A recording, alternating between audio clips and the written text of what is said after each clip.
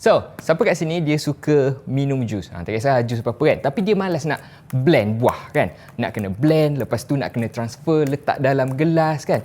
Renyah. Tapi kalau korang beli benda ni, senang. Sebab dia blender, boleh dijadikan cawan terus. Jom aku tunjuk.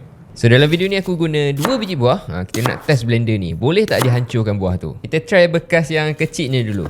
Yang macam cawan ni kan. Kita masukkan air sikit. Lepas tu ambil blender ni. And then kita tutup dengan pengisar. Goncang sikit bagi dia sebati. Lepas tu kita blend.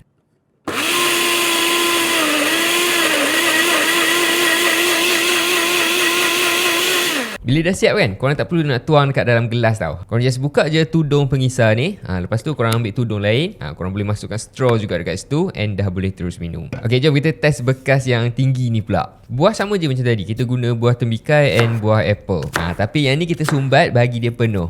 Tengok dia hancur ke tak hancur. Okay, hancur juga macam biasa. And korang buka dia punya pengisar tu and gantikan dengan penutup yang boleh minum terus macam ni. Okay, kita test yang lagi ekstrim. Kita nak test letak apple je semua. Tapi air aku letak sikit je tau. Jom kita test. Boleh ke tak dihancurkan?